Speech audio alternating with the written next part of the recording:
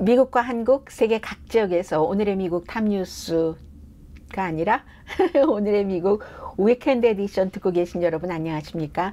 강혜신입니다. 오늘은 저는 이 위켄드 에디션이 좋은 게 여러분들께도 도움이 되면은 정말 좋지만 저 자신도 뉴스를 하는 사람으로서 주중에 이제 막 급하게 지나가죠.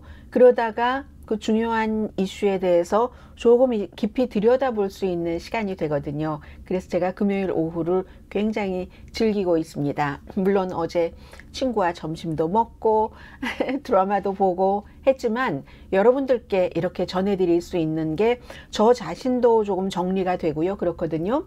오늘은 기본적으로 재향군인의 날인 것 알고 계시죠? 오늘 미국이 다른 공휴일은 뭐 몇 월 달에 몇 번째 월요일, 몇 번째 목요일 이런 식으로 하는데 재향군인의 날, 베테런스 데이는 11월 11일로 딱 정했습니다. 그래서 현충일, 메모리얼 데이와 다른 것은 메모리얼 데이는 이제 미국을 위해서, 세계를 위해서 싸우러 나갔고 그리고 나서 이제 숨진 그런 군인들을 생각하는 날이고 베테런스 데이는 살아있는 지금 이제 모든 군인들에게 감사하고 하는 뜻을 전하는 날입니다. 그런데 11일이 토요일일 경우는 공휴일이 토요일일 경우는 보통 이제 연방에서는 하루 전인 금요일에 쉬거든요. 어제 여러분들 우편물 못 받아보셨죠? 그렇게 되는 경우가 많고 무슨 은행이라든가 이런 곳들 또 이제 지역에 따라서는 월요일에 쉬는 곳도 있거든요. 그러니까 11일이 오늘이 이제 토요일이 이렇게 연방 공휴일이기 때문에 어제나 월요일 변칙 근무된다 하는 것 말씀드리고요.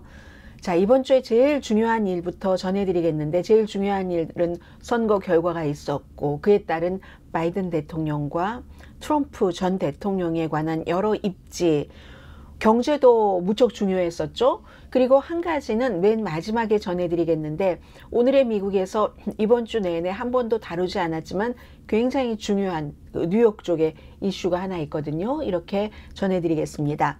먼저 민주당으로서는 이번 주에 선거가 치러졌는데 아찔한 짜릿한 승리였었죠. 트럼펫을 불 만한 그런 정도의 결과였습니다.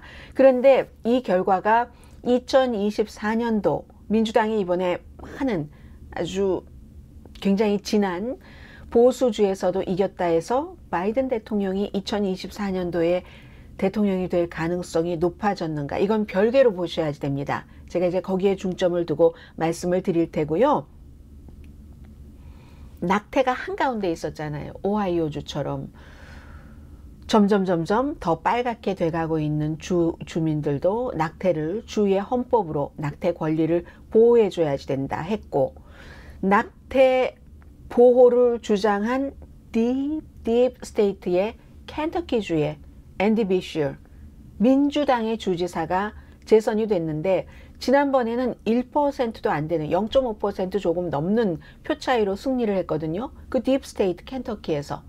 더군다나 트럼프 전 대통령이나 켄터키가 지역구인 공화당의 미치 매코넬 상원 원내대표가 지지를 했었던 공화당의 후보를 떨어뜨리고 이렇게 민주당의 주지사가 재선된, 이건 굉장히 중요한 겁니다. 더군다나 낙태를 중심으로, 아니 12살 때 스텝파더에게 강간을 당했는데도 우리 지금 상대 후보에 따르면 낙태하지 못합니다. 있을 수나 있는 얘기입니까? 하는, 그렇게 해서 당선이 돼서 트럼프 전 대통령이 50% 차이 이상으로 이긴 카운티, 바이든 대통령에 비해서 그런 카운티 두 군데에서도 이 민주당의 주지사가 낙태를 앞에 가지고 나와서 이긴 게 켄터키의 승리입니다. 당연히 이제 이 앤디 비셔 켄터키 주지사는 2028년도 나이도 지금 40대이고 대선 후보로 금방 떠올랐습니다. 그에 비해서 같은 낙태 이슈였는데 아마 이 사람이 본인의 이름을 투표용지에 올렸다면 굉장히 어려운 선거를 치렀을 겁니다. 이 버지니아주가 남부 가운데선 제일 북쪽이잖아요. 버지니아주라는 남부인데도 그렇기 때문에 남부 가운데서는 가장 북쪽이기 때문에 낙태에 대해서는 뭐 플로리다라든가 미시시피라든가 다른 주에 비해서는 조금 온건한 편입니다. 해서 주지사가 그래도 우리 주에서도 뭐 예외를 두고 뭐 강간이라든가 근친상간이라든가 15주일까지는 낙태를 하게 하자 하는 걸 만들고 싶었어요. 그렇게 만들려면 지금 하원은 공화당이 다수당이고 상원은 민주당이 다수당이기 때문에 이 민주당 다수당을 빼고 공화당이 양당을 장악을 해서 15주일까지만 낙태를 할 수 있도록 하려고 했었죠. 그래서 엄청나게 본인이 선거 기금도 모으고 다니고 그 후보들을 위해서 캠페인을 했지만 이게 안 돼 버린 겁니다. 오히려 하원조차도 민주당에게 빼앗겼습니다. 그러니까 이 글렌 용킨이라는 굉장히 버지니아주에서 인기가 있는 공화당의 주지사는 앞으로 남은 임기 동안에 어쩌면 양당이 다 민주당이 다수당이기 때문에 손 놓고 있던가 아니면 민주당과 협상을 해서 뭔가 일을 해야지 될 그럴 정도거든요. 그리고 이 사람은 마지막에 트럼프 전 대통령 여러 가지 그 리스크가 있으니까 대선 후보로 출마하는가 많은 사람들이 기대했는데 그건 물 건너갔습니다. 자, 그리하여 정말 이 대단한 그 밖에도 많죠. 뭐 뉴저지주에서도 아주 안전하게 민주당 의회가 주 의회가 확장됐고요. 펜실베니아주는 주 대법원에 민주당을 추가했기 때문에 이건 나중에 펜실베니아도 격전지니까 선거 결과 이후에 트럼프 전 대통령이 지면은 또 같은 주장 안 하겠습니까? 2020년처럼. 그럴 때 주의 대법원이 딱 그 민주당이 5대2로 이렇게 돼 있으니까 이게 쉽지가 않고요. 그리고 미시시피주만 유일하게 뭐 부정부패 의혹이 있었던 본인은 아니라고 하고 테이트 리브스 공화당 주지사가 재선된 정도인데 이것도요. 도전자인 미시시피라는 딥스테이트에서 도전자인 민주당의 엘비스 프레슬리 친인척이 브랜든이든가요? 네, 브랜든 프레슬리가 한 2% 정도 차이밖에 안 났습니다. 미시시피에서. 이건 무엇을 말하는가? 지금부터 이제 공화당 아니 민주당 바이든 대통령에도 좋은가 이렇게 연결시켜서 말씀을 드릴 텐데 한마디로 낙태 금지하는 것은 뭐 진보적인 지역은 물론이고요. 보수적인 공화당주에서도 인기가 없다. 인기가 없다는 겁니다. 지난해에 뭐 켄터키라든가 아니면 뭐 캔사스, 위스콘신에서도 주민들이 주민투표 등으로 보여줬었던 거잖아요. 아주 보수적인 주에서도 사람들은 개인의 권리라고 생각하고 지난 몇십 년 동안 누려왔었던 것을 이거 낙태 금지에 이런 거 굉장히 싫어한다는 것을 보여줬고 그리고 이걸 이제 민주당은 잘 활용을 한 거죠. 이번에 잘 활용을 해서 예를 들면 버지니아주에서 글렌 용킨 주지사가 우리 그냥 15주일까지는 한다 이렇게 얘기를 하고 지금 현재는 대체적으로 낙태가 12주일 뭐 이 정도에 많이 합니다. 미국에서는. 그렇게 얘기를 하는데도 민주당이 아니야. 일단 저렇게 해놓고 의회를 장악하고 나서는 전면적인 금지를 시킬 거야. 그런데 유권자들이 그 말을 들은 거예요. 글렌 용킨 주지사, 인기 있는 주지사의 말을 듣지 않고 해서 또 다른 것은 공화당이 문화전쟁하는 게 실패한 거죠. 이번 선거에서는. 왜 어떤 문화전쟁이냐? 무슨 성전환자라든가 성소수자, 어린 학생들의 학교에서의 뭐 여러 가지 처우라든가 이런 것에 대해서는 유권자가 반응을 하지 않고 낙태에 대해서는 아니지 라고 반응을 했기 때문에 그렇습니다. 그리고 또 그 낙태 이슈가 있었고 선거가 대통령을 뽑는 그 선거가 아닌 때는 좀 투표율이 낮잖아요. 투표율이 낮은 것은 또 민주당에게 조금 도움이 되기도 하고 또 유권자가 달라지기 때문에 이득을 보기도 했죠.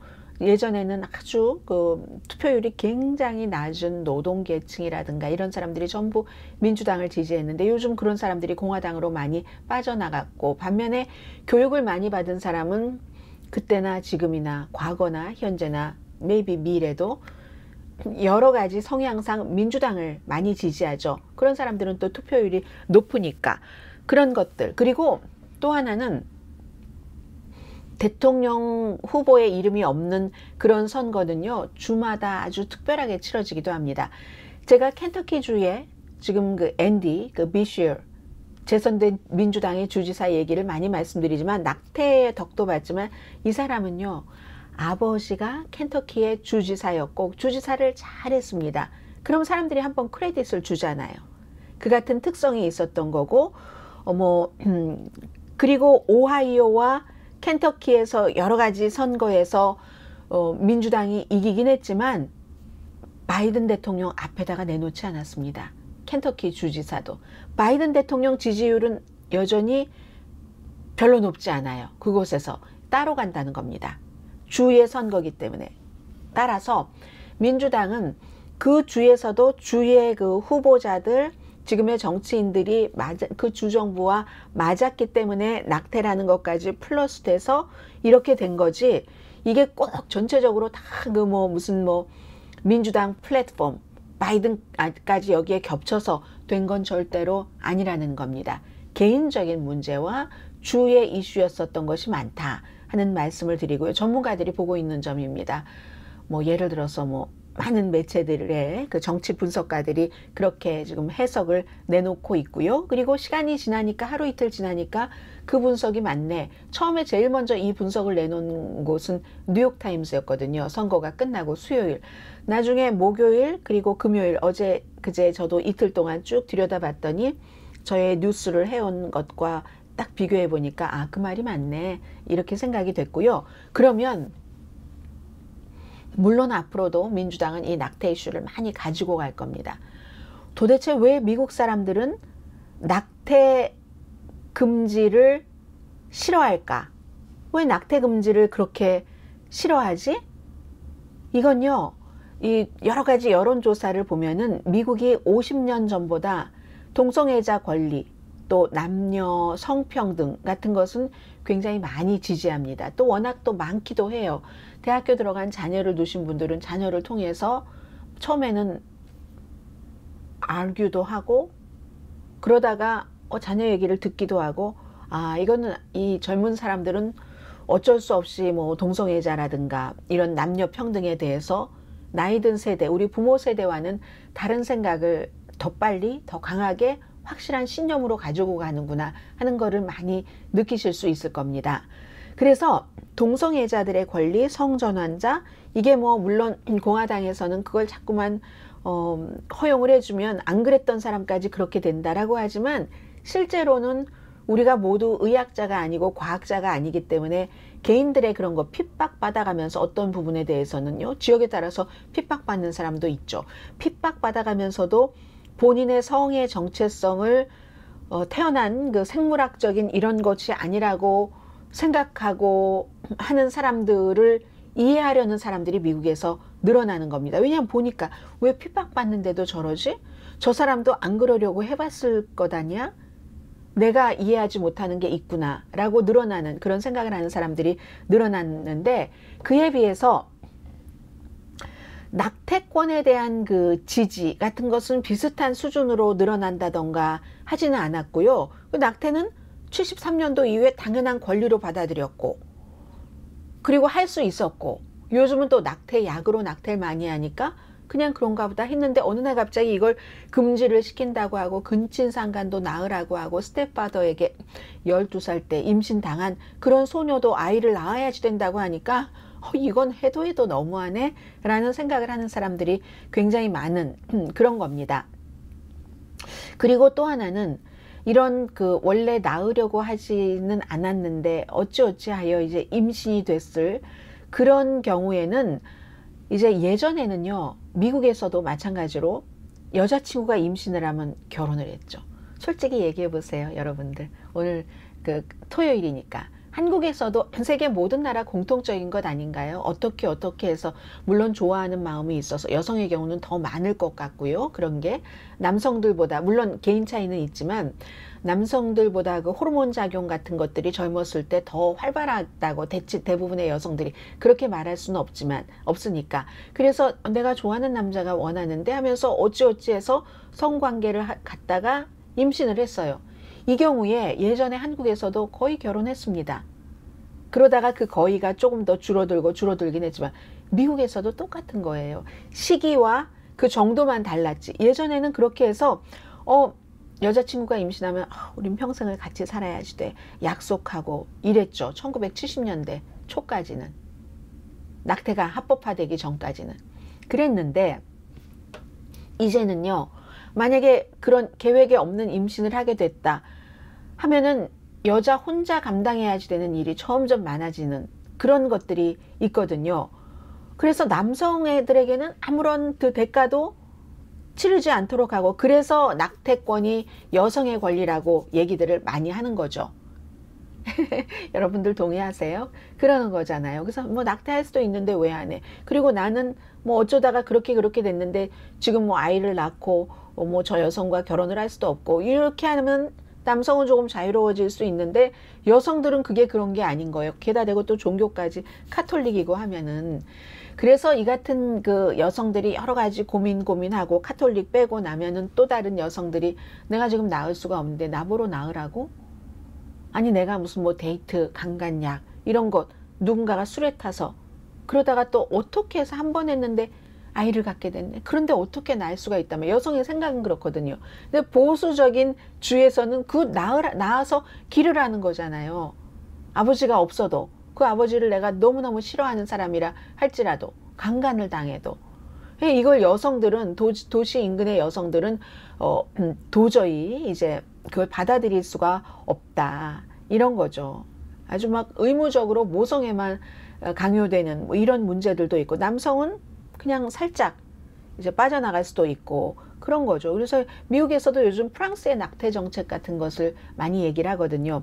낙태를 원하는 가난한 여성에게는 낙태를 이제 할 수 있도록 뭐 재정적인 지원 같은 것도 하고, 그리고 이제 뭐 14주일 정도로 한다고 하죠. 프랑스에서는 뭐 이러니까. 그래서 글렌 용킨 같은 버지니아의 주지사가 15주일로 해보려고 했었던 거잖아요. 아무튼 그렇습니다. 그렇게 해서 낙태 권리가 붉은 주에서도 계속 이렇게 승리하는 이유가, 보세요. 이번에 이제 오하이오, 켄터키, 버지니아에서 낙태와 관련돼서 여러 가지 중요한 선거에서 민주당이 승리를 했는데, 그때 와 하고 함성을 지르는 사람들이 남성들입니까? 여성입니까? 여성이라는 사진을 아마 예민하신 분들은 인식을 하셨을 것 같습니다. 그래서요, 지금 시사만평을 하나 보시겠는데요. 선택권이 있다. 선택이라는 것은 낙태에 있어서의 선택은 보통 낙태를 얘기하고, 프로-라이프는 아이를 낳아야지 된다잖아요. 그런데 그러니까 이 그 시사만평을 그린 사람이 choice라는, 아니 choose, to choose라는 선택권을 얘기를 하고 있습니다. You still have the right to choose 라고 얘기를 하는데, 두 개예요. 그 선거 투표하는 데 들어가면 하나 박스에는 공화당, 당신의 그 권리를 빼앗아가는, 그리고 그 아래는 민주당, 그 권리를, 낙태의 권리를 당신에게 돌려주는. 여기서 낙태의 권리, 붉은 주에서 계속 레드 스테이트에서 승리하는 것은 낙태의 권리를, 광범위한 낙태 금지냐 아니면 낙태 권리냐, 이 둘 중에서 하나를 선택하는 거잖아요. 결국은 거기서는 유권자들은, 특히 여성 유권자들은 낙태의 권리를 좋아한다 하는 게 이번 선거에서 증명이 됐습니다.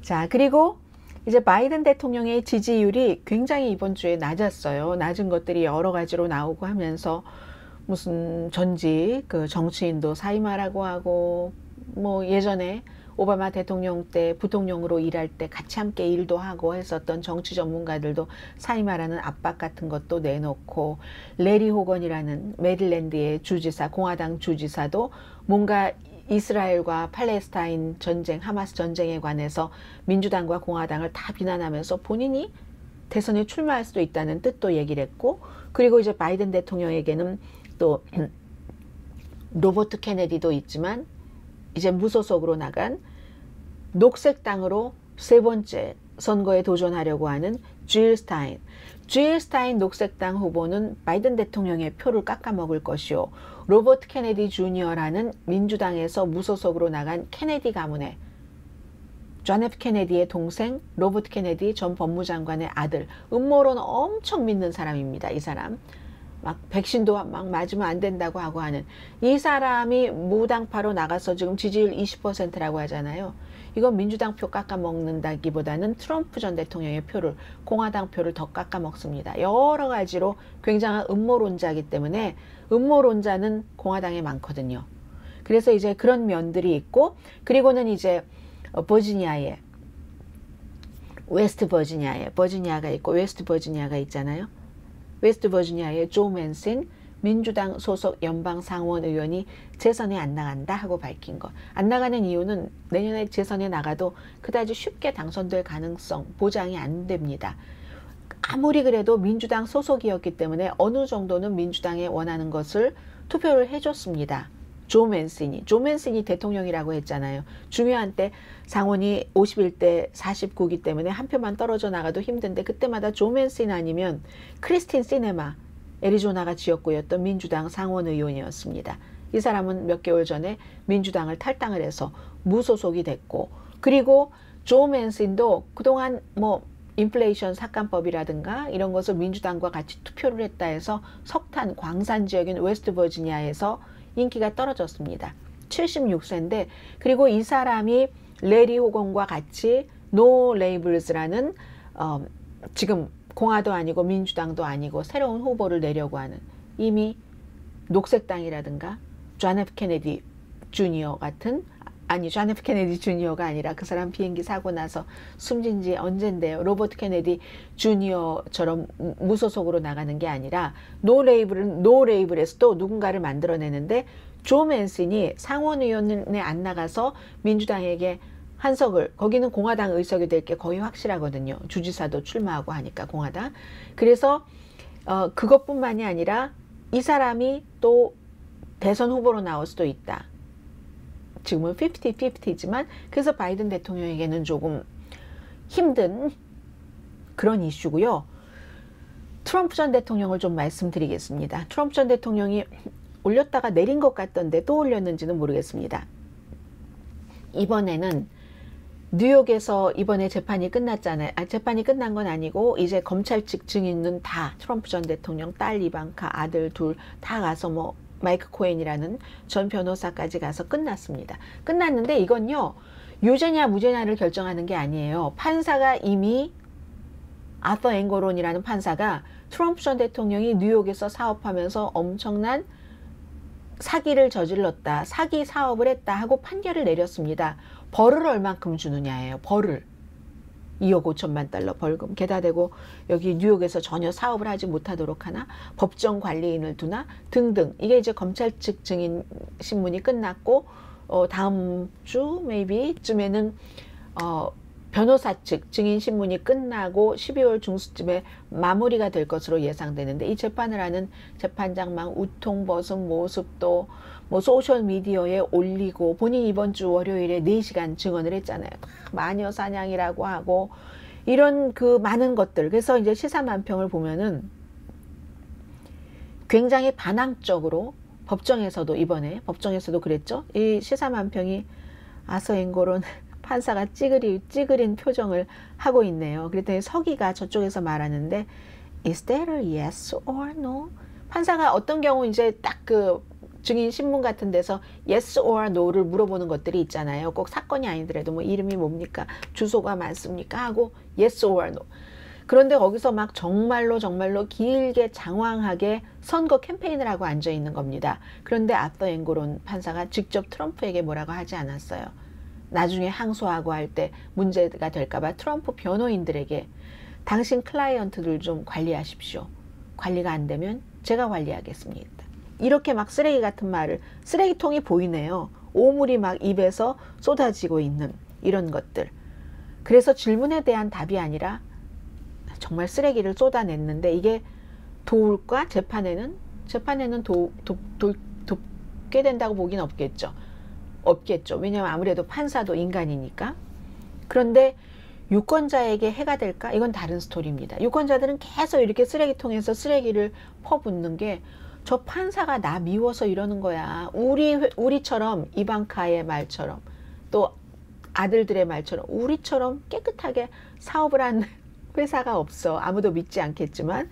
그렇기 때문에 제가 트럼프 지지자들께서 그러한 본인들도 아실 거예요. 트럼프 전 대통령이 깨끗한 사람이 아니라는 것은 여러 가지 여자 문제도 그렇고 사업 문제도 그렇고 그걸 알면서도 지지할 수 있다는 양심에 저는 계속 의문표를 다는 거고요. 일반 사람이 아니잖아요. 일반 사람이면 우리가 친구들 어떻게 다 마음에 듭니까? 저도 완벽하지 않은 인간인데 그래서 다 같이 갈 수 있지만 이건 최고 지도자 대통령을 뽑는 거기 때문에 어떻게 그런 것을 지지를 할 수가 있냐고 제가 여러분의 양심에 호소하는 건데 더 이상은 이제 호소도 안 합니다. 대부분은 그 변하지 않을 것이라는 것을 알기 때문에 해서 유권자들에게 해가 될 것인가? 저는 다른 스토리라고 봅니다. 유권자들은 좋아해요. 이렇게 쓰레기 같은 거 계속 내보내면 시원하다고 하고 저 판사가 정말 판사가 제정신이 아니지 않은 다음에야 어떻게 그걸 유죄라고 판결을 하겠습니까? 트럼프의 둘째 아들이 얘기한 것처럼 정말 여러분이 상상하는 가장 최고의 상상보다도 우리는 더 깨끗하게 사업하는 사람들입니다. 한 점 죄가 없습니다. 설령 잘못된 것이 나오면 우리는 아무 잘못 없습니다. 회계사 책임입니다. 변호사 책임입니다. 이렇게 얘기를 하는 것을 좋다고 하시는 분들이니까 이제 더 이상 이제 설득은 안 하기로 하고요. 듣기 거북하시면 듣지 마세요. 듣기 거북하시면 그냥 다른 데 가시면 될 것 같고요. 제 생각에 저는 이제 그 같이 가려고 하고 하는 그 많은 노력은 그러면서도 나오겠죠. 때로때로. 근데 예전처럼 그렇게 확실하게 저분들이 이걸 모르시는 것 같아 하고 설득하려는 과정은 저는 포기했습니다. 몰라서 그러시는 것 같지 않아요. 알면서도 심각하게 생각하지 않거나 그게 좋아. 뭐 다 죄를 저지르는데 뭐 그 정도 갖고 뭘 그래. 근데 그 정도가 아니고 그러니까 반대로 나뉘는 거예요. 저처럼 야 저건 해도 너무한다. 그리고 전 지도자가 되겠다고 하면 아니지 미국이 뭐가 되겠어. 근데 그렇게 트럼프를 지지하시는 분들은 괜찮다는 거잖아요. 또 그게 좋다는 거잖아요. 이거는 같이 갈 수 없는 일인 겁니다. 그래서 저는 그렇고요. 감옥에는 가지 않습니다. 그리고 또 트럼프 전 대통령이요. 플로리다주 기밀 서류 가져간 건 있잖아요. 사람들이 봤다고 인정을 합니다. 어제 그제부터는 이건 이제 이미 가릴 수 있는 데까지 무조건 일단 가려요. 아니라고 이제 버티고 봅니다. 뭐든지 다. 본인의 외도에 대해서도 일단 아니라고 해요. 그리고 드러나도 아니라고 또 해요. 드러나도 아니라고 해요. 그러다 더 이상은 감출 수 없게 모든 사람들이 다 너무 확고하게 야 그건 너무하잖아 할 때쯤이 되면은 말을 싹 바꿉니다. 이렇게. 많은 사람들이 봤다 하고 인정해요. 그리고 여전히 이건 대통령 기록법에 따라서 내가 합법적으로 가지고 나온 거고 이렇게 얘기를 하는데 대통령 기록법은요. 트럼프가 말하는 것과 반대입니다. 그 기록들을 기밀 서류도 뭐 1500 뭐 몇 개라고 하잖아요. 돌려줘야지 되는 겁니다. 그게 대통령 기록법입니다. 근데 이것도 트럼프 전 대통령의 지지자들 분들께서는 받아당하지 않습니다. 오히려 반대로 아니 바이든이 말이야 가지고 간 그거 차고에다가 그걸 그렇게 놓고 막 이게 있을 수가 있어 그걸 조사 안 하고 왜 트럼프를 해 마녀사냥이야 라고 하잖아요. 이것도 저는 더 이상 그분들을 설득시키진 않겠습니다. 바이든이나 마이크 펜스가 가져갔던 것과 그 양이나 정도나 그리고 이분들은 본인들이 알고 본인들이 이거 조사해 주세요 하고 금방 돌려줬잖아요. 트럼프 전 대통령은 1년 반 동안 나 한 개도 안 가져갔어. 하다가 중간에 대통령은 생각만 해도 그 기밀이 해제가 돼. 하다가 또 중간에 안 가져갔다는데 나를 이제 저렇게 마녀사냥을 해. 하다가 말하려고 해 막 쌓여 있잖아요. 박스들이. 사람들도 다니고 하는 무대에도 화장실에도. 그러면 또 다른 소리 하다가 지금은 누구 보여줬다 하면 무슨 소리? 헛소리 하다가 본인 입으로 또 많은 사람들이 봤다고 인정을 하잖아요. 그럼에도 불구하고 이번 주에 3차 공화당 대통령 예비선거 후보들의 토론이 있었는데 굉장히 적게 봤어요. 뭐 1000만 명도 못 봤고 700 몇십만 명 봤다는 것 같은데 지금으로서는 트럼프 전 대통령 관심 없습니다. 다른 사람에 대해서 사람들은 트럼프 전 대통령이 어차피 공화당의 예비선거 후보가 될 가능성이 굉장히 많습니다. 그러나 항상 여기엔 하나 따라붙죠. 사법 리스크라는 것. 정말로 법원에서 착착착착 유죄 판결 같은 것이 나오고 감옥에 정말 들어갈 수도 있고 한다면 그때도 중간에 공화당을 말씀드리는 게 아니라 중간층의 사람이 트럼프를 지지할 수 있는가, 그건 별개지만 지금으로서는 다른 후보들 별로 영향가 없습니다. 트럼프 전 대통령이 이제 후보가 될 가능성이 굉장히 높습니다. 이렇게 되는 거예요. 시사만평에서 보시는 것처럼 마가라고 쓴 모자를 쓰고 얼굴은 보이지 않아도 타이가 긴 빨간색인 것을 보면은 트럼프 전 대통령이라는 것을 알 수가 있고, 공화당입니다. 무릎을 꿇고 제발 저를 좀 목을 메고 끌고 다녀주세요 하고, 무슨 사냥개의 목줄인지 무엇인지 저를 이걸 좀 끌고 다녀 달라고 하나만 딱 지금 꼬이면 되잖아요. 목에 본인이 할 수 있는 데까지는 했습니다. 이게 트럼프 전 대통령을 지지하는 많은 사람들입니다. 마가의 Make America Great Again의 충성이라고 할 수 있는데, 그런데 이 마가 충성도 사람들이 지금 어느 정도나 많고 언제까지 이럴 것인가, 이게 이제 문제다라는 얘기입니다. 자, 경제 뉴스를 전해드리면요. 미국의 경제 뉴스에서 이번 주 가장 컸었던 것은 뭐 실업률 이거 다 제치고 WeWork라는 공유 오피스 회사가 2019년도에 자산이 470억 달러인데 지금은 2019년도하고 2023년도는 그다지 오랜 세월이 아닙니다. 큰 사업 규모로 0.1%예요. 그때에. 앞으로 미국과 캐나다 등 뭐 사업은 한다고 하지만 파산 신청했고요. 챕터 11 보호 신청을 했고, 몇 년 동안 저 제대로 되겠어 하다가 이렇게 됐는데 사무실 줄이고 언제까지는 갈 겁니다. 이게 굉장히 큰, 말하자면 드라마틱한 추락? 드라마틱한 추락이라기보다 드라마틱한 몰락이라는 말이 조금 더 와닿는데요. 뭔가 사업을 할 때 여기에는 예상하지 못했던 팬데믹이라는 게 있어서 공유 오피스에서 사람들과 막 서로 시간대별로 이렇게 돈 내고 조금씩 쓰던 그런 것이 집에서 하면 됐잖아요. 줌 같은 데가 커지는 동안 이 위워크이라는 소프트뱅크의 손정희 씨가 많이 투자한 이 회사는 가라앉게 됐고, 그리고 부대 사업을 너무 많이 벌였어요. 그거 이제 지금 다 줄인다는 얘기가 되겠죠. 일자리는 10월 달에 예상보다 작았습니다. 한 15만 개 정도 만들어져서 한 달 전에 반 정도. 그러니까 이자율이 예상보다 아마 빨리 내릴 수도 있겠어? 이런 생각을 하게 되겠죠. 제롬 파웰 연방준비제도 이사는 이자율을 이제 또 더 올릴 수도 있다고 생각하는 사람들도 있었잖아요. 12월 달에 공개시장위원회에서. 그래서 그거는 안 할 것 같다. 퍼즈 이런 뜻을 얘기를 했고, 그 퍼즈를 넘어서 더 내리는 시기가 빨라질 수도 있겠네. 이렇게 일자리가 많이 늘어나지 않으면, 일자리가 많아야 사람들이 돈을 벌어서 밖에 나가서 물건을 많이 사면 수요와 공급의 원칙에 따라서 물건값이 올라가고, 그게 인플레이션, 물가 상승률이잖아요. 그래서 이제 그런 기대가 조금 있었고, 낮은 이자율 이런 것에 대한 기대로 이렇게 되면 또 이제 채권 수익률이 내려가죠. 10년 만기 채권 수익률이 불과 얼마 전에 5%였다가 딱 그 일자리 발표되고 나서 4.5%로 많이 내려갔고요. 미국이 그러면 영국, 일본, 대부분의 유럽도 따라갑니다. 거기에. 해서 몇 개월 동안 특히 10월 달에 조금 비참하다고 말씀드려도 되나요? 비참했던 주식 그냥 금방 확 회복을 했죠. 급등이라고 말씀드릴 수 있는 정도로 우리가 기준으로 많이 보고 있는 S&P 500가 2022년 11월 이후 최고를 기록했고요.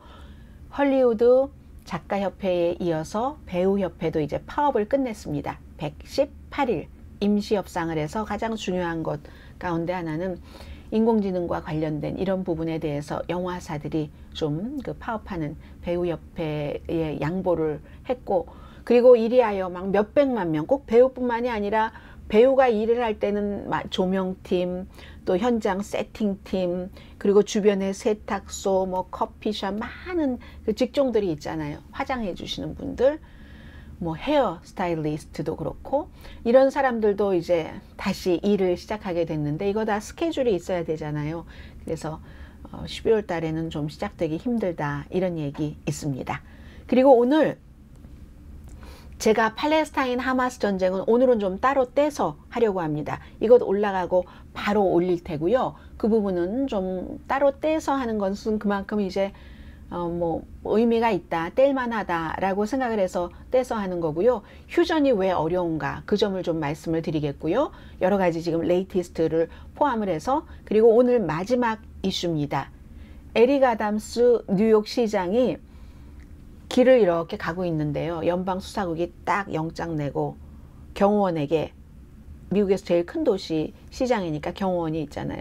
경호원들에게 물러서시오 하고 영장 보여주고 그 시장에 공무 집행하는 차죠. SUV 안으로 들어가서 시장에 이번 주 초에 휴대폰 같은 거, 휴대폰하고 또 뭐 있죠? 아이패드, 연방수사국이 압수해 갔습니다.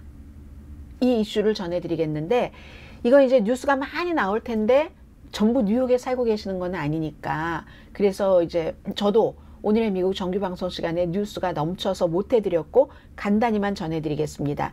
이 케이스는 11월 2일에 FBI 요원이 이 아담스 시장에 당선될 때 그때 막 선거기금 엄청 많이 모았는데 1800억 달러가 아니라 1800만 달러 이상을 썼거든요.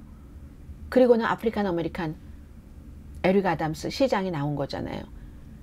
그런데 그 당시에 선거 기금을 모으는 그 책임자 여자예요. 브리아나 서그스라는 이 여자 23살밖에 안 됐었어요. 지금은 이제 25살. 원래는 시간당 20달러 받는 뭐 인턴부터 시작을 했는데 너무 기금을 잘 모은 거예요.